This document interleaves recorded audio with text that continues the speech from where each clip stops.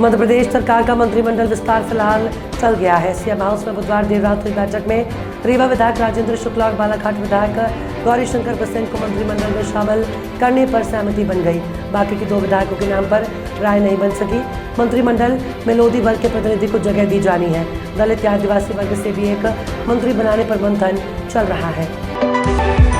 भाजपा की 39 विधानसभा सीटों की पहली सूची में कोई बदलाव नहीं होगा, न ही किसी प्रत्याशी की सीट बदली जाएगी। शीर्ष नेतृत्व ने ऐसी तमाम अटकलों पर बुधवार को विराम लगा दिया। हालांकि इसी दिन सोनकच्छ से दावेदार रहे पूर्व विधायक के समर्थक लाव लश्कर के साथ भोपाल पहुंचे और पार्टी कार्यालय में जमकर नारेबाजी की। राजेंद्र वर्मा समर्थकों ने पार्टी दफ्तर के गेट पर केंद्रीय मंत्री नरेंद्र सिंह तोमर की गाड़ी को भी घेर लिया। साथ ही नारे लगाए कि भारी प्रत्याशी नहीं चलेगा। मध्य प्रदेश में गुरुवार को रीवा, सागर और शहडोल संभाग और इनसे लगे जिलों में तेज बारिश हो सकती है। भोपाल में सुबह फुहार पड़ी, नर्मदापुरम में भी बारिश हुई। इंदौर, जबलपुर और उज्जैन में भी बूंदाबांदी का दौर जारी रहेगा। सीनियर मौसम वैज्ञानिक डॉक्टर वेद प्रकाश सिंह ने बताया कि पिछले 24 घंटे में एक साइक्लोनिक सर्कुलेशन मध्य प्रदेश के उत्तरी हिस्से में एक्टिव था। यही सिस्टम कमजोर होकर आगे दक्षिण उत्तर प्रदेश की ओर बढ़ गया है। मुख्यमंत्री योगी आदित्यनाथ ने लखनऊ में आयोजित कार्यक्रम में पीएम स्वनिधि और स्वयं सहायता समूह ऋण योजना के अंतर्गत 11,000 लाभार्थियों को ऋण वितरण किया। उन्हें ई स्वनिधि योजना का शुभारंभ किया। इस कार्यक्रम का आयोजन पंजाब नेशनल बैंक के सहयोग से किया जा रहा है। पंजाब नेशनल बैंक के अध्यक्ष अतुल कुमार गोयल ने कहा कि पीएनबी 10,000 से अधिक शाखाओं से सेवा दे रहा है। बसपा सुप्रीमो मायावती ने कहा कि कांग्रेस की तरह ही जनता भाजपा से भी मुक्ति चाहती है।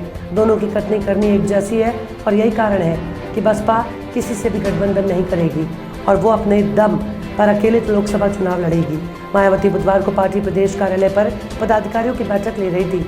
मायावती ने कार्यकर्ताओं से लोकसभा चुनाव की तैयारियों में मजबूती से जुट जाने का आह्वान किया। हिमाचल प्रदेश के कुल्लू जिले में गुरुवार सुबह 30 सेकंड के अंदर 7 इमारतें गिर गई। हादसे में कोई हताहत नहीं हुआ। प्रशासन ने इन इमारतों को पहले से खाली करवा लिया था। आसपास की 2 से 3 इमारतों पर अभी भी खतरा बना हुआ है। यहाँ लोगों के आने जाने पर रोक लगा दी गई है। राज्य में पिछले 24 घंटे में बारिश से जुड़ी घटनाओं में 12 लोगों की मौत हो गई। इनमें से 7 मौतें मंडी और शिमला में लैंडस्लाइड की वजह से हुई। 10वीं और 12वीं की बोर्ड परीक्षाओं के पैटर्न में बड़ा बदलाव होने जा रहा है। केंद्रीय शिक्षा मंत्रालय ने बताया कि साल में एक बार होने वाली बोर्ड परीक्षाएं अब 2 बार होंगी। दोनों एग्जाम में से जिसमें स्टूडेंट के ज़्यादा नंबर आएंगे उसे गिना जाएगा। ये फैसला बुधवार को नई राष्ट्रीय शिक्षा नीति को लेकर हुई बैठक में लिया गया। केंद्रीय शिक्षा मंत्री धर्मेंद्र प्रधान के मुताबिक नई राष्ट्रीय शिक्षा नीति 2020 के तहत बोर्ड परीक्षाओं का नया ढांचा तैयार हो गया। राहुल गांधी 12 तुगलक लेने वाले घर में वापस नहीं रहना चाहते। बुधवार 23 अगस्त को बंगले में वापसी का जवाब देने की डेडलाइन खत्म हो चुकी है। बंगले में वापसी के लिए 15 दिन के अंदर राहुल को लोकसभा कमेटी को जवाब देना था, जिसके लिए उन्होंने औपचारिक रूप से इनकार कर दिया। इस बंगले में राहुल गांधी 19 साल रहे। मोदी सरनेम केस में 2 साल की सजा मिलने के बाद 22 अप्रैल को उन्हें ये बंगला खाली करना पड़ा। गदर 2 इन दिनों कमाई के रिकॉर्ड्स बना रही है। फिल्म ने 2 हफ्ते के भीतर 400 करोड़ रुपए से ज्यादा का कलेक्शन कर लिया। सभी को उत्सुकता इस बात की है कि इतने कम समय में इतनी बड़ी कमाई करने वाली गदर 2 का असली बजट कितना है। अनिल के मुताबिक गदर 2 को बनाने में 60 करोड़ रुपए का खर्च आया। इस हिसाब से फिल्म ने अपनी लागत से 7 गुना ज्यादा पैसा कमा लिया। वनडे वर्ल्ड कप के वार्म अप मैचों का शेड्यूल आईसीसी ने जारी कर दिया। 29 सितंबर को बांग्लादेश और श्रीलंका के बीच गुवाहाटी में पहला वार्म अप मैच होगा।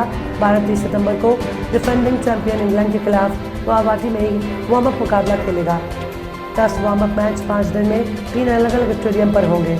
वनडे वर्ल्ड कप में लीग स्टेज के मुख्य मुकाबले 5 अक्टूबर से शुरू होंगे। टूर्नामेंट 19 नवंबर तक भारत के 10 अलग अलग स्टेडियम में खेला जाएगा।